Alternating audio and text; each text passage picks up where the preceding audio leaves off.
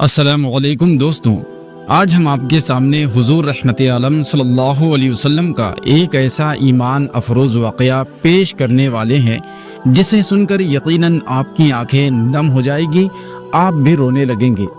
یہ واقعہ ہمارے آقا صلی اللہ علیہ وسلم اور ایک بڑھیا کے درمیان پیش آیا۔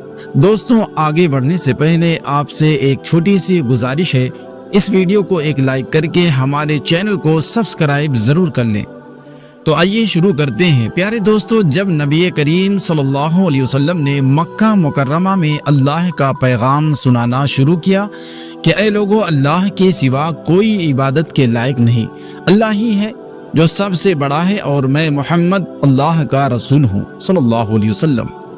تو مکہ کے کفار آپ پر ظلم کرنے لگے، ظلم ڈھانے لگے۔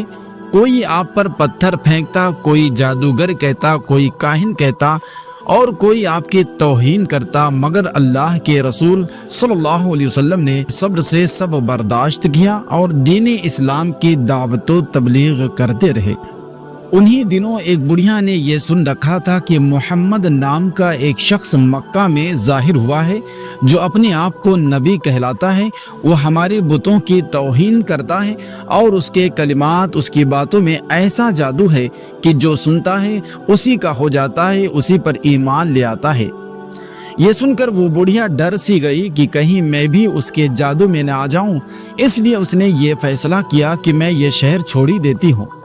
چنانچہ دوستوں، اس نے اپنا سامان باندھا اور دروازے پر آ کر بیٹھ گئی۔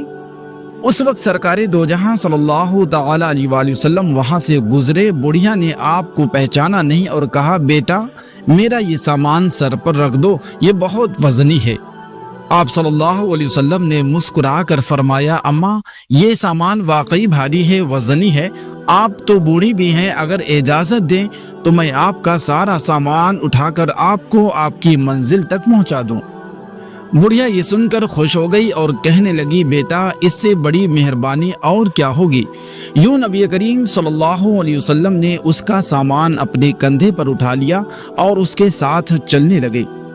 راستے بھر وہ بڑھیا کہتی رہی، بیٹا ایک نصیحت مان لو، ایک بات یاد رکھنا، اس شہر کو چھوڑ کر چلے جاؤ، یہاں ایک جادوگر آیا ہے جس کا نام محمد ہے۔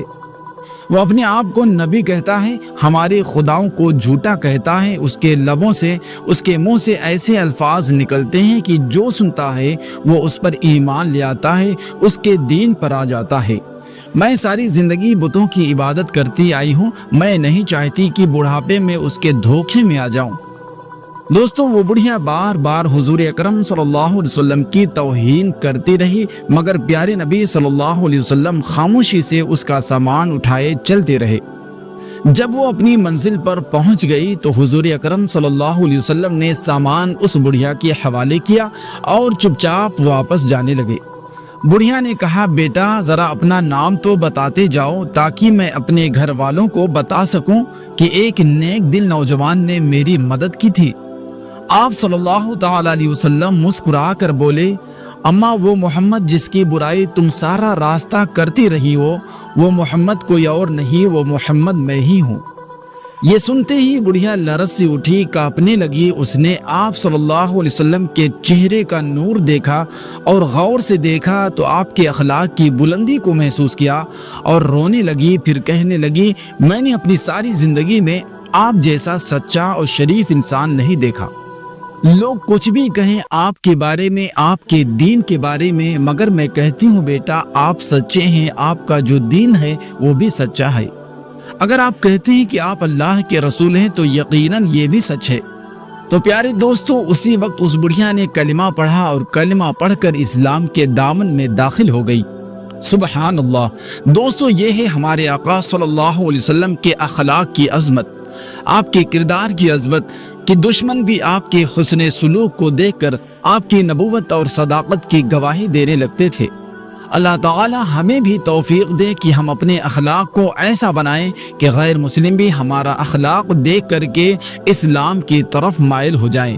صلاۃ و سلام ہو ہمارے پیارے نبی محمد رسول اللہ صلی اللہ علیہ وسلم پر۔ دوستو، اب آئیے ایک اور واقعہ آپ کو سناتا ہوں جسے سن کر آپ کا دل مچل جائے گا اور آپ سبحان اللہ کہہ اٹھیں گے۔ دوستو، ایک لڑکی کی شادی کو 7 سال ہو چکے تھے۔ لیکن وہ اب تک اولاد کی نعمت سے محروم تھی۔ اس کے خاندان اور دوستوں میں جتنی بھی اس کی عمر کی لڑکیاں تھیں، سب کے 2-2 3-3 بچے ہو چکے تھے، مگر وہ لڑکی آج بھی بے اولاد تھی۔ اس کے دل میں ایک ہی حسرت رہتی کہ کاش اللہ تعالیٰ اس کی بھی گود بھر دے۔ وہ کسی سے کچھ نہیں کہتی، مگر ہر روز دل ہی دل میں اللہ سے یہی دعا کرتی، یا اللہ مجھے بھی ایک خوشیاں عطا فرما دے۔ دوستوں، آگے بڑھنے سے پہلے آپ سے گزارش ہے کہ اس ویڈیو کو ایک لائک کر کے چینل کو سبسکرائب ضرور کر لیں۔ اس کے سسرال میں جتنی بھی شادیاں اس کی شادی کے بعد ہوئیں، سب گھروں میں اولادیں ہو چکی تھی، لیکن وہی اکیلی تھی جسے سسرال والوں کی ترچھی نظریں اور چبھتے سوالوں کا سامنا کرنا پڑتا تھا۔ وہ اپنے سونے آنگن اور خالی گود کو دیکھ کر اکثر دکھی رہتی تھی۔ ایک دن اس نے ہمت کر کے اپنا میڈیکل چیک اپ کروایا، لیکن رپورٹ دیکھ کر اس کا دل اور ٹوٹ گیا، کیونکہ ڈاکٹر نے بھی امید چھوڑ دی تھی اور انہوں نے کہا کہ آپ کا ماں بننا بہت مشکل ہے۔ مگر وہ لڑکی جانتی تھی کہ ڈاکٹر کا کہنا آخری فیصلہ نہیں ہوتا، آخری فیصلہ تو صرف اللہ تعالیٰ کا ہوتا ہے۔ جب اس کا دل بہت اداس ہوتا تو وہ اپنے کمرے میں جا کر چپ کے رو لیتی اور اپنے رب کو یاد کرتی۔ کوئی بھی اس کی حالت کو نہیں سمجھتا تھا۔ سسرال والوں کی باتیں، رشتہ داروں کے تانے اور پڑوسیوں کے طنز اس کی زندگی کو جہنم بنا چکے تھے۔ اس کے ساتھ بھی اکثر ایسی باتیں کہہ دیتی، وہ یا تو مر جائے یا تو ہماری نظروں سے کہیں دور چلی جائے، یعنی کہ روزانہ اسے تانے دیا کرتی۔ لوگوں کو دیکھتی تو اور زیادہ تانے دیتی، مگر وہ صبر کرتی اور ہر نماز کے بعد رو رو کر اللہ سے ایک ہی فریاد کرتی کہ یا اللہ مجھے اولاد کی نعمت عطا فرما دے۔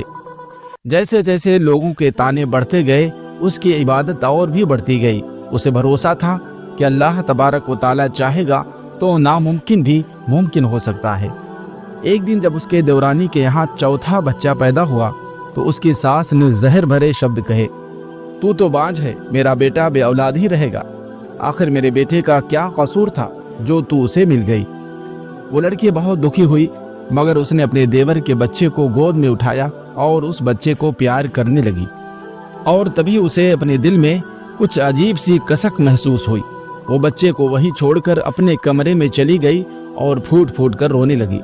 گھر والوں نے یہ سمجھ لیا کہ وہ دیور کے بچے سے جلتی ہے اور جن کے پاس بچے ہیں ان کو دیکھ کر جلتی ہے، مگر کسی نے یہ نہیں سمجھا کہ وہ تو کسی سے جلنے والی نہیں بلکہ دوسروں کی خوشیوں میں خوش رہنے والی عورت ہے۔ اس کا شوہر یعنی کہ پتی ایک ماتر انسان تھا جس نے کبھی اسے تانا نہیں دیا، وہ اسے سچا پیار کرتا تھا۔ ایک دن کسی نے کہا کہ تمہارے پتی کا بھی ٹیسٹ کرواؤ۔ پہلے تو اسے بہت برا لگا، مگر بعد میں شوہر نے کہا ٹیسٹ کرانے میں کیا برائی ہے، چلو کرا ہی لیتے ہیں۔ جب ٹیسٹ ہوا تو رپورٹ میں سب کچھ بالکل ٹھیک نکلا۔ بس پھر گھر میں ایک نیا طوفان کھڑا ہو گیا۔ ساس اور رشتہ دار کہنے لگے، اب تو صاف ہو گیا ہے کہ اولاد نہیں ہونے کی وجہ تو ہی ہے، ہم اپنے بیٹی کی دوسری شادی کروائیں گے۔ مگر اس کا شوہر کسی بھی صورت میں تیار نہیں تھا۔ اس نے کہا اگر اللہ کو منظور ہوا تو اولاد ہوگی، نہیں تو ہم اسی پر شکر ادا کریں گے۔ لڑکی نے بہت سمجھایا کہ آپ دوسری شادی کر لیجئے، مگر شوہر نے انکار کر دیا، وہ اسے بہت چاہتا تھا۔ ایک دن ساس کی باتوں نے حد ہی پار کر دی۔ ساس نے کہا کہ تم چاہتی ہی نہیں کہ ہمارے گھر میں خوشیاں آئے، تم باج ہی نہیں من سے بھی خالی ہو۔ اس کے دل پر یہ بات تیر کی طرح لگی۔ اس نے وضو کیا اور نماز کے لیے کھڑی ہو گئی۔ جب دعا کے لیے ہاتھ اٹھائے تو شبد ہی نہیں نکلے۔ وہ سجدے میں گر پڑی اور رو رو کر اللہ کی بارگاہ میں دعا کرنے لگی کہ یا اللہ اگر تو نے مجھے بے اولاد ہی رکھنا تھا تو عورت ہی کیوں بنایا؟ عورت تو اولاد سے ہی مکمل ہوتی ہے۔ ڈاکٹر کچھ بھی کہے، مجھے تو بس تیرا سہارا ہے۔ یا اللہ مجھے اس محرومی سے بچا لے، لوگوں کے تانے سے بچا لے، مجھے بھی صاحب اولاد بنا دے، تو ہر چیز پر قادر ہے۔ یا اللہ تیرے حبیب صلی اللہ علیہ وسلم کی پیاری زلفوں کا واسطہ، نالین پاک کا واسطہ، مجھے اولاد کی نعمت سے سرفراز فرما دے۔ وہ ساری رات سجدے میں روتی رہی، رب سے دعائیں کرتی رہی، اپنے رب کو پکارتی رہی، گویا ایسا لگتا جیسے ساری کائنات اس کے لیے رب کی بارگاہ میں دعا گو ہو۔ اور پھر دوستوں چند ہفتوں بعد وہی چمتکار ہوا جس کی کسی کو امید نہیں تھی۔ डॉक्टर उसकी रिपोर्ट देखकर हैरान थे। उन्होंने कहा कि मुबारक हो, आप माँ बनने वाली हैं। इतना सुनना था कि उसकी आंखों से आंसू बह निकले। वहीं हॉस्पिटल के फर्श पर वो सजदा रेज हो गई और रोते हुए बोली, या अल्लाह तेरा लाख लाख शुक्र है, या अल्लाह तेरा लाख लाख शुक्र है। दोस्तों, इस वाक़ये से, इस कहानी से हमें ये सबक मिलता है कि कभी भी मायूस नहीं होना चाहिए। हमें अपने रब से हमेशा उम्मीद रखनी चाहिए और नाउम्मीदी इस्लाम में कुफ्र है। अल्लाह ताला हर चीज़ पर कादिर है, वो जो चाहे एक पल में कर सकता है। इसलिए हमेशा सब्र और भरोसा रखें, किसी का बुरा ना सोचें और अपने दिल को साफ रखें। दूसरों के लिए दुआ करना बहुत बड़ा नेकी का काम है। हम अल्लाह ताला से दुआ करते हैं, जो भी भाई बहन बे औलाद हैं, अल्लाह ताला उन्हें औलाद की नेमत अता फरमाए, और जिन बहनों को सिर्फ बेटियां हैं, अल्लाह ताला उन्हें बेटी की खुशियां नसीब फरमाए। आमीन सुम्मा आमीन। दोस्तों, अगर आपको ये कहानी अच्छी लगी हो तो वीडियो को लाइक करें और हमारे चैनल को सब्सक्राइब करें। मिलते हैं अगली वीडियो में। अस्सलामु अलैकुम।